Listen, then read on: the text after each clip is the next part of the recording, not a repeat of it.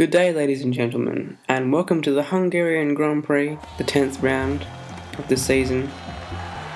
And you join us to see that Afro Ripper has taken his first pole position of the season, the third for Mercedes. And unfortunately ends my qualifying streak of pole positions, ending at 2 from Silverstone and Nürburgring in a row. I'm starting 4th for this race. I think that's the third time in the season I've started 4th. And we need you to give other cars as much space as possible today. With this many cars on track, we're expecting trouble at the first corner. And trouble at the first corner is expected by my engineer, and I think it's about to be delivered. We get fairly good traction there. We're going to pass Tyler straight away.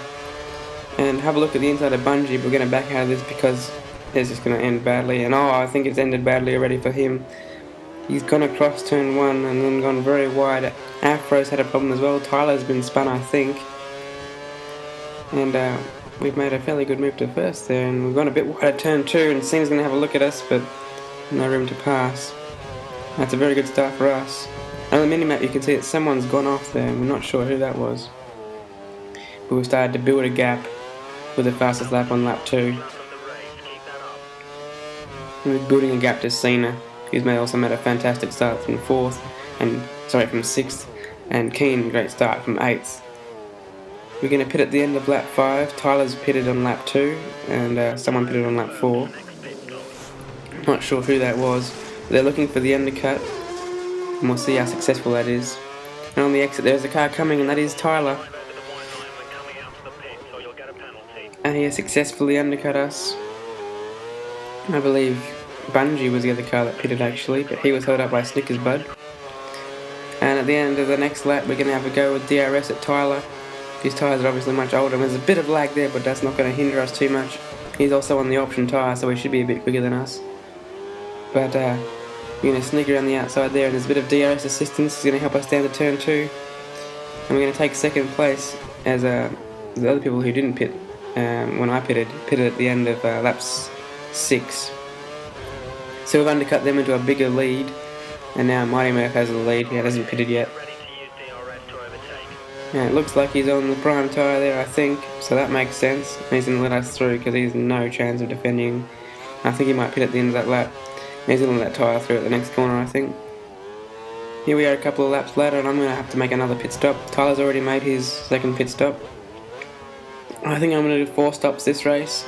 Primes the whole way after that first turn on options. And you can see the gap's been extended a bit more, probably because the people behind are battling rather than actually my pace, which I lacked in qualifying, to be honest, which was evident with that 4th position. And I come out in 6th position, but there's a big pack of cars battling ahead, and we're about 3 seconds back at the start of lap 14. Midway through lap 14 though, we've caught up, and Afro's had a collision I think with Tyler and has gone off, and we're up to 5th position for that. We're only 1 second off the back of this queue now. And there's 4 cars there, so that is the leader we can see at the second last turn. They've gone wide. They've gone wide and they're back to 3rd, and I think they're going to pit. And Tyler's made a very late decision to go into the pits. And we don't know whether that's going to help him or not, but he's made 3 pit stops, and I only pitted for my second time on the previous lap. So he's obviously going for a 5 stop, I'd imagine, if the race stays dry, which there is a 38% chance of rain, so I wouldn't guarantee that. Cena makes a move on Keen for the lead. Looks to be pretty successful so far. He's going to head down to turn 2. Oh no, Keen defends it, and oh, he's got into the grass there, Cena has. So we're going to go around there on the outside. I think lag was involved in that collision for those two, and I don't really want to go too close to Cena, so I go across that curve a bit. I think that was relatively fair. And set off after Keen for the lead of the race. He's obviously having a fantastic race with that great start, and he's managed to stay up the pointy end. Good form by him. And we're not going to go for a rash move at this point, even though our tyres are in much better shape, because I know he's going to have to pit soon. And even so, if he doesn't pit, I can get him with DRS presumably. So here we are trying to get within 1 second at the detection zone, which is just up ahead. And it looks like he's not going to pit, so we are going to have to make him with DRS, I'd imagine. We've set up half our curves, we're going to deploy it. Now he gets a bit sideways on the exit of the corner, we should be able to make this move quite easily. Oh no! We're being forced onto the grass and we've lost DRS there. I think that must have been lag, and his video does confirm that it was lag. and there's no malice there. There's a bit of a jump there though. The next lap, we're going to try for a similar move, but probably go on the inside this time. We don't think he can actually see our exact position. And we've extended the gap to behind. Cena's tried to undercut Keen, I believe, putting in the previous lap, and covering that is Keen right now, so I'm not going to have to worry about making an overtake.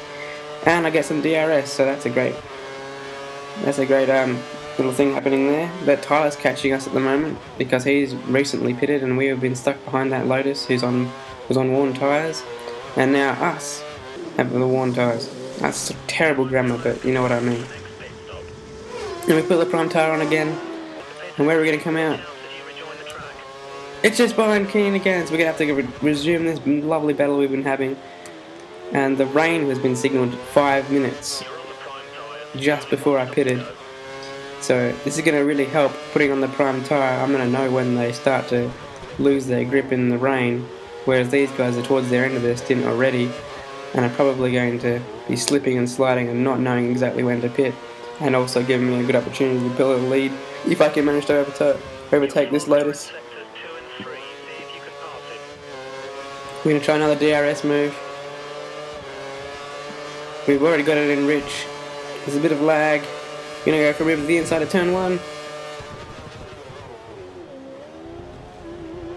That sticks, but we're going to have to make an extra effort down to turn 2 because he's still alongside us.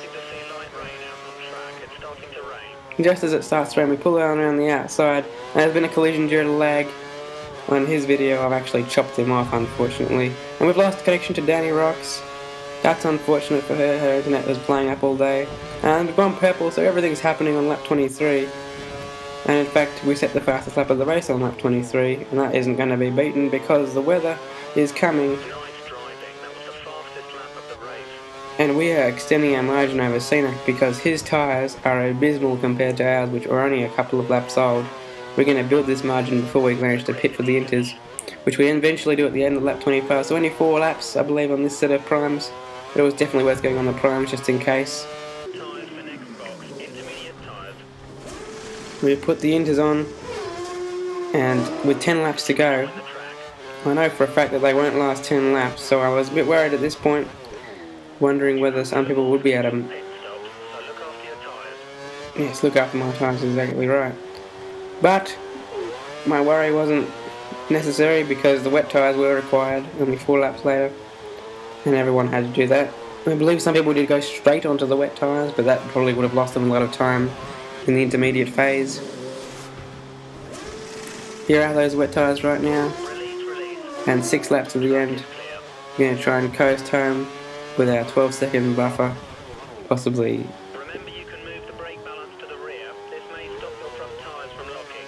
That's right, possibly exactly move our brake balance to the rear. But we lost connection to Tyler, one of the Mercedes drivers who did qualify ahead of us, and that's frustrating for him. There's only 3 laps to go. And now we are going to take our 6th victory of the season, extending our championship margin to more than 1 race win, which is brilliant, as Zenith didn't have a brilliant race himself.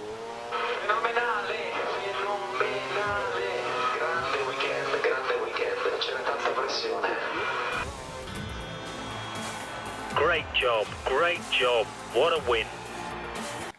Congratulations to Cena and Keen for great podium finishes, and I'll see you guys next time for the Belgian Grand Prix. I've been Jacko.